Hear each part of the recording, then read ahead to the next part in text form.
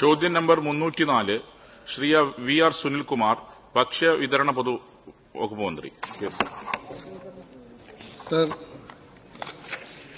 A and B സാമ്പത്തിക നയപരിഷ്കരണങ്ങൾ, ആഗോള വിപണി സാധ്യതകൾ, പുത്തൻ സാങ്കേതിക വിദ്യയുടെ ആവിർഭാവം തുടങ്ങിയവ മൂലം സേവനങ്ങളുടെയും സാധനങ്ങളുടെയും വിപണി വലിയ മാറ്റങ്ങൾക്ക് വിധേയമായിട്ടുണ്ട്. സർ, സ്റ്റേബിൾ ചെയ്യുന്നോ? Thank you. Shri V R Sunilkumar. Sir, direct selling കമ്പനികളെയും ഡയറക്ട് സെല്ലർമാരെയും നിരീക്ഷിക്കുന്നതിനായി മോണിറ്ററിംഗ് സംവിധാനം രൂപീകരിച്ചതായി പറഞ്ഞുവല്ലോ. ഇപ്രകാരം ഒരു സംവിധാനത്തിന്റെ രൂപീകരണത്തിലേക്ക് നയിച്ച സാഹചര്യം വിശദമാക്കാം.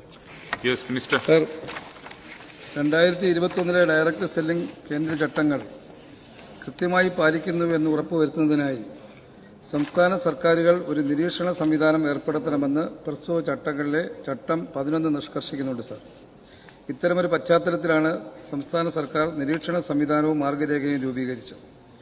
ഈ സംവിധാനം ഡയറക്ട് സെല്ലിംഗ് കമ്പനികളെക്കുറിച്ച് കൂടുതൽ മനസ്സിലാക്കുന്നതിന് ഉപഭോക്താക്കളെ സഹായിക്കുന്നു. കൂടാതെ ചട്ടങ്ങൾ കൃത്യമായി പാലിച്ച് പ്രവർത്തിക്കുന്ന കമ്പനികൾക്ക് അവരുടെ വിശ്വാസ്യത ഉപഭോക്താക്കളെ ബോധ്യപ്പെടുത്തുവാനും സഹായിക്കുന്നു. സർ, ഡയറക്ട് സെല്ലിംഗ് മേഖലയുമായി ബന്ധപ്പെട്ട് വലിയൊരു ജനവിഭാഗം തൊഴിലെടുത്തു വരുന്നു. ഈ മേഖലയിലേക്ക് നിയമപരമായ പരിരക്ഷ നൽകുന്നതിലൂടെ ഇനിയും ധാരാളം ആളുകൾ ഈ മേഖലയിലേക്ക് കടന്നുവരും.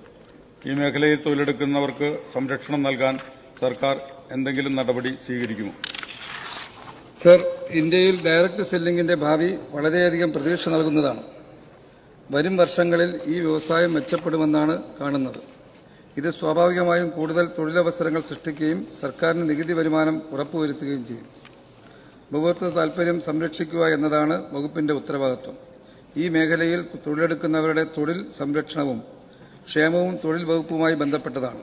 ആവശ്യമുള്ള പക്ഷം ആ വകുപ്പുമായി ആ വിഷയം ചർച്ച ചെയ്യുന്നതാണ്. Sir, Shri E Chandrasekharan.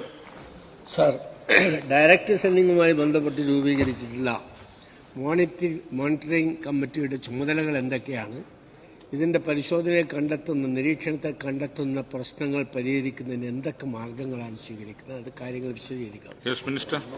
Sir, കമ്പനികളുടെ enrolment, direct selling rules violation സംബന്ധിച്ച് പരാതി സ്വീകരിക്കൽ, ഡയറക്ട് സെല്ലിംഗ് കമ്പനികൾ നടത്തുന്ന നികുതി വെട്ടിപ്പ്, മറ്റ് അനഭിലഷണീയ കച്ചവട പ്രവണതകൾ എന്നിവ സംബന്ധിച്ച് ബന്ധപ്പെട്ട എൻഫോഴ്സ്മെന്റ് അധികാരികളുടെ ശ്രദ്ധയിൽപ്പെടുത്തി നടപടി ഉറപ്പുവരുത്തുക.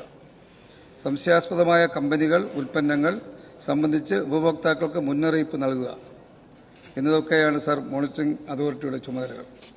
നിരീക്ഷണത്തിൽ കണ്ടെത്തുന്ന പിഴവുകൾ തിരുത്താൻ കമ്പനികൾക്കും ഡയറക്ട് സെല്ലേഴ്സിനും നിർദ്ദേശം നൽകുകയും നിർദ്ദേശങ്ങൾ പാലിക്കാതിരുന്നാൽ നിർവഹണ ഉദ്യോഗസ്ഥർ മുഖേന ഉചിതമായ നിയമ നടപടി സ്വീകരിക്കുകയും ചെയ്യും. മിനിസ്റ്റർ.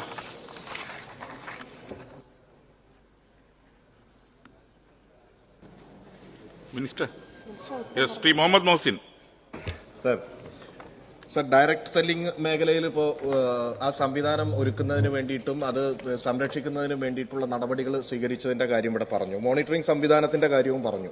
പക്ഷേ ഈ മേഖലയിൽ ഒട്ടേറെ തട്ടിപ്പുകൾ നടക്കുകയും ഒരുപാട് ആളുകൾ പറ്റിക്കപ്പെടുകയും ചെയ്യുന്നുണ്ട് എന്നുള്ളതൊരു സത്യമാണ്, ഒരു വസ്തുതയാണ്. അപ്പൊ അങ്ങനെയുള്ള ഉപഭോക്തൃ സംരക്ഷണത്തിന് വേണ്ടി എന്തൊക്കെ സംവിധാനമാണ് ഉണ്ടായിട്ടുള്ളത്? ഈ സാധനങ്ങളും സേവനങ്ങളും വാങ്ങുന്നത് അത് നിരീക്ഷിക്കാനും അതോടൊപ്പം തന്നെ അതിൽ പരാതി ഉള്ളത് ഗുണഭോക്താവിന് അല്ലെങ്കിൽ ഉപഭോക്താവിന് അത് പരിശോധിക്കാനുള്ള ഒരു സംവിധാനം ഈ മോണിറ്ററിംഗ് സംവിധാനത്തിന്റെ ഭാഗമായിട്ടുണ്ടോ എന്നുള്ളതാണ് ചോദ്യം. മിനിസ്റ്റർ. സർ, നിരവധി തട്ടിപ്പുകളും ഉപഭോക്തൃ ചൂഷണങ്ങളും ഈ മേഖലയിൽ ഉണ്ടായിട്ടുണ്ട്. സർ, അതൊരു വസ്തുത തന്നെയാണ്. അതുതന്നെയാണ് ഇത്തരത്തിൽ ശക്തമായ ഒരു നിരീക്ഷണ സംവിധാനം രൂപീകരിക്കുന്നതിന് സർക്കാരിനെ പ്രേരിപ്പിച്ചത്. സംസ്ഥാനത്ത് പ്രവർത്തിക്കുന്ന ഡയറക്ട് സെല്ലിംഗ് കമ്പനികൾ ഉപഭോക്തൃകാര്യ വകുപ്പിൽ എൻറോൾ ചെയ്യണമെന്ന് മാർഗരേഖ നിഷ്കർഷിക്കുന്നുണ്ട്.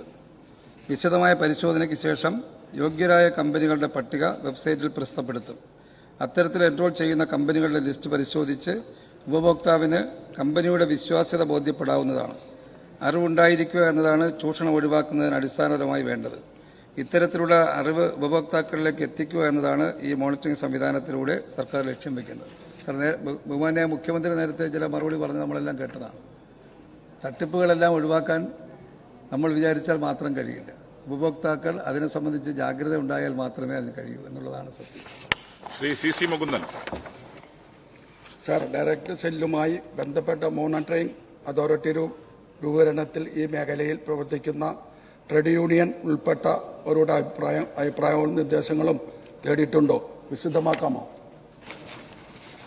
സർ, ഈ മേഖലയിൽ പ്രവർത്തിക്കുന്ന ട്രേഡ് യൂണിയനുകൾ, ഡയറക്ട് സെല്ലിംഗ് കമ്പനികളുടെ അസോസിയേഷനുകൾ എന്നിവയുടെ പ്രതിനിധികളുമായി നിരവധി ചർച്ചകൾ നടത്തിയിരുന്നു. സർ, തെരഞ്ഞെടുക്കപ്പെട്ട പ്രതിനിധികളും മേഖലയുമായി ബന്ധപ്പെട്ട് പ്രവർത്തിക്കുന്ന ഉദ്യോഗസ്ഥരെയും ഉൾപ്പെടുത്തി വകുപ്പ് ഈ വിഷയത്തിൽ ഒരു ശില്പശാലയും സംഘടിപ്പിച്ചിരുന്നു.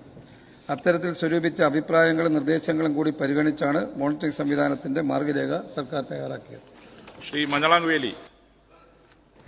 സർ, ഈ 2021 കേന്ദ്ര ചട്ടങ്ങളുടെ അടിസ്ഥാനത്തിൽ ഡയറക്ട് സെല്ലിംഗ് കമ്പനികൾ നിയന്ത്രിക്കുന്നതിന് സംസ്ഥാനത്തും ഒരു മോണിറ്ററിംഗ് മെക്കാനിസം ആരംഭിച്ചിട്ടെന്ന് അങ്ങോട്ട് പറഞ്ഞു.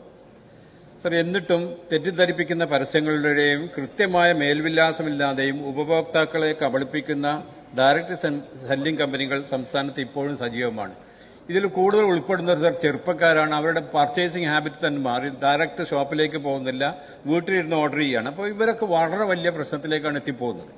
സർ, അപ്പോൾ ഇതുവരെ ഈ മോശമായിട്ടുള്ള കമ്പനികൾ അവരുടെ ലിസ്റ്റ് പ്രസിദ്ധീകരിക്കുമോ? ഈ ഡയറക്ട് സെല്ലിംഗ് കമ്പനികളുടെ ലിസ്റ്റ് മോണിറ്ററിംഗ് സെറ്റിൽ ഉണ്ടായിരിക്കും, അത് പ്രസിദ്ധീകരിക്കുമോ? മോശമായ കമ്പനികളെയും ചീത്ത കമ്പനികളെയും സർ വേറിട്ട് അവരുടെ ലിസ്റ്റ് പ്രസിദ്ധീകരിക്കുമോ? അതാണ് എന്റെ ചോദ്യം. Yes minister. സർ, ഞാൻ നേരത്തെ വിശദീകരിച്ചു ആ വിഷയം. ഈ സംവിധാനം നമ്മൾ ആദ്യമായിട്ടാണ്, ഒരുപക്ഷെ ഇന്ത്യയിൽ ആദ്യമായിട്ടാണ് കേരളത്തിൽ ഇങ്ങനൊരു സംവിധാനത്തിലേക്ക് എത്തുന്നത്. ഇത് ആരംഭിച്ചു കഴിഞ്ഞതേ ഉള്ളൂ. അതിനെ സംബന്ധിച്ചുള്ള ലിസ്റ്റ് തയ്യാറാക്കുന്നുണ്ട്. യഥാർത്ഥ ഉപഭോക്താവിന് അടുക്കാൻ കഴിയുന്ന സ്ഥാപനങ്ങൾ ഏതാണെന്നും എന്നുള്ള വ്യക്തമായിട്ടുള്ള വിവരം പ്രസിദ്ധീകരിക്കുന്നതാണ്.